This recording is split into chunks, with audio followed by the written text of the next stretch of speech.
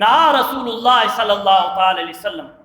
آپ علیہ الصلوۃ والسلام نے عورت کو خاوند کی اجازت کے بغیر کلام کرنے سے بھی منع فرمایا، اور فرمایا نہ ہی عورت نامحرم کو سلام دے سکتی، یعنی دینی اعتبار سے بھی اس کی آواز کی نزاکت پر جو ہے پابندی لگائی گئی کہ کہیں ایسا نہ ہو کہ کسی کے جذبات جو ہے برانگیختہ ہو جائیں۔ اور پھر فرمایا لیس للنساء سلام ولا علیہن سلام، حدیث کے الفاظ ہیں، فرمایا اجنبی عورتوں کو سلام دینا اسی طرح اجنبی مردوں کو سلام دینا عورت کے لیے جائز نہیں۔ اس حد تک پابندی ہے اسلام نے کہ برائی کے تمام راستے، بعض ایسا ہوتا ہے کہ برائی اچھائی نما برائیاں ہمارے معاشرے میں اور دین کا حصہ ہمیں نظر آتی ہیں، جی بظاہر اس کا لبادہ جو ہے وہ اچھائی اور نیکی کا ہوتا ہے، لیکن اصل میں وہ جو ہے دین متین کی اساس اور اس کی بنیاد اور اس کی تعلیمات کے برعکس ہوتی۔ تو نبی کریم صلی اللہ تعالی علیہ وسلم نے اجنبی مردوں پر عورتوں کا اور عورتوں پر اجنبی مردوں کا سلام جو ہے یہ بھی منع فرمایا رسول اللہ صلی اللہ علیہ وسلم۔ تو عورت پر یہاں تک پابندی ہے کہ اگر زیور پہنے ہوئے تو اپنے پاؤں کو زمین پر نہ مارے کہ اس کا زیور ظاہر ہو جائے، اور وہ ناچنے گانے کا کام کرے جو سخت بے حیائی اور بے غیرتی ہے تو اس کے بارے میں اللہ ارشاد فرماتا ہے وَلَا يَضْرِبْنَ بِأَرْجُلِهِنَّ لِيُعْلَمَ مَا يُخْفِينَ مِنْ زِينَتِهِنَّ، فرمایا عورتیں زمین پر پاؤں مار کر نہ چلیں تاکہ ان کی چھپی ہوئی زینت کا دوسروں کو علم نہ ہو جائے، جی چھپی ہوئی زینت۔ اور جو آدھی ننگی، چاہے وہ ہو سکتا ہے آپ میری بات سے اختلاف کریں، لیکن چاہے وہ مرد ہیں چاہے وہ نیم مرد ہیں، ہجڑے جنہیں بولتے ہیں، لیکن بظاہر انہوں نے اپنے جسم کی حیت یہ بنائی ہوتی ہے کہ وہ لگتا نہیں ہے کہ وہ مرد ہیں۔ کئی ہوں گے ایسے جو کئی بچوں کے باپ بھی ہوں گے، تو پروفیشنلی انہوں نے اس پروفیشن کو اڈاپٹ کیا ہوتا ہے، چوز کیا ہوتا ہے، لیکن بظاہر تو دیکھنے والے کے لیے وہ ماحول کریٹ کر رہے ہوتے ہیں کہ وہ شہوت کو اور نفسانی خواہشات کو برانگیختہ کر رہے ہوتے ہیں۔ تو ایسے ماحول میں کہ جہاں نبی کریم صلی اللہ تعالی علیہ وسلم نے عورت کو منع فرمایا کہ وہ اپنے قدم پٹک کر نہ چلے کہ کہیں اس کی زینت جو ہے وہ ظاہر نہ ہو جائے جو اس کی چھپی ہوئی زینت ہے، تو اندازہ لگائیں جہاں پر عورت سراپا ننگا ہو کر سامنے آ کر ناچ گانے باجے اس میں مشغول ہو، وہاں کون سی حیا باقی رہ جاتی ہے، وہاں کون سی اسلامی اقدار باقی رہ جاتی ہے، وہاں کون سی اخلاقیات باقی رہ جاتی ہیں۔ اور سرکار مدینہ صلی اللہ تعالی علیہ وسلم نے ارشاد فرمایا گانے والے مرد اور گانے والی عورت کی کمائی حرام کی کمائی، اور یہ بھی ہے وہاں پر جو کمائی جاتی ہے جو ان پر نچھاور ہوتا ہے، ہو ہی نہیں سکتا حلال کی کمائی جو ہے ایسے ہجڑوں اور کنجریوں اور ڈھولک والوں پر جائے۔ اور یہ جواب دیں ہم، سرکار مدینہ صلی اللہ تعالی علیہ وآلہ وسلم نے ارشاد فرمایا اللہ تعالی اس وقت تک بندے کو قیامت کے دن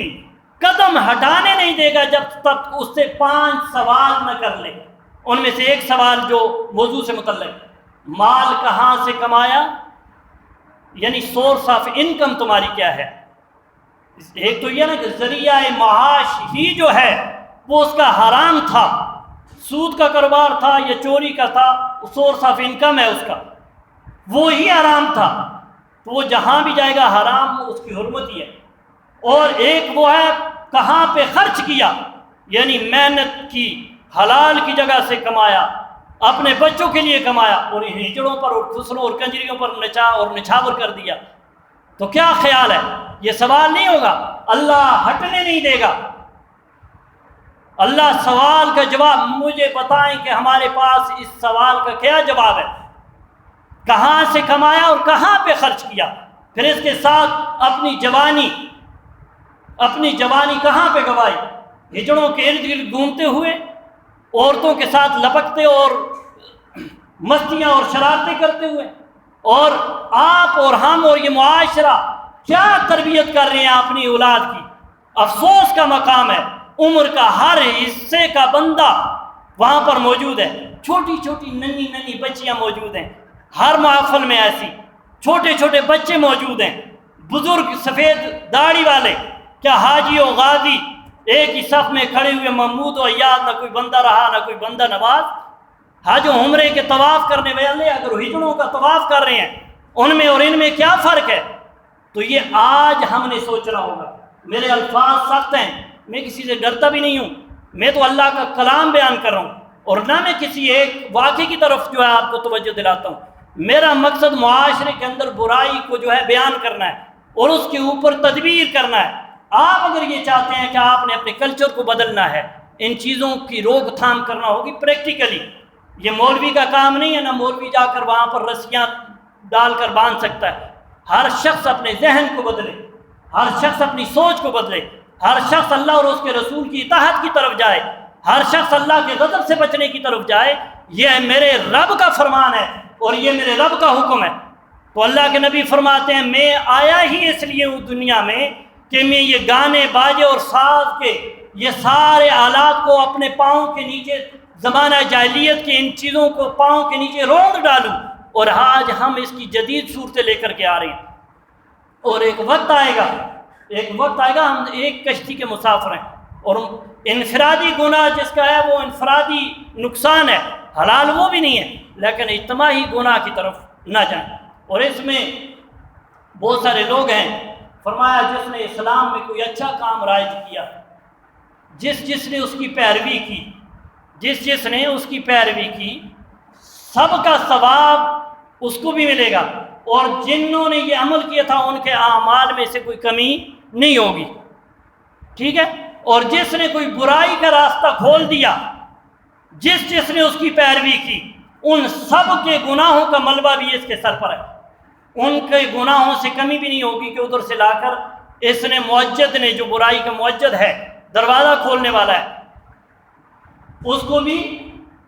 اس کے ہاں کمی نہیں، ان کو اپنے عذاب ہے، لیکن ان سب کا جو ہے ملبہ کریڈٹ میں نفع کے طور پر اس کے سر پر بھی ہے کہ ایجاد کرنے والا یہ ہے۔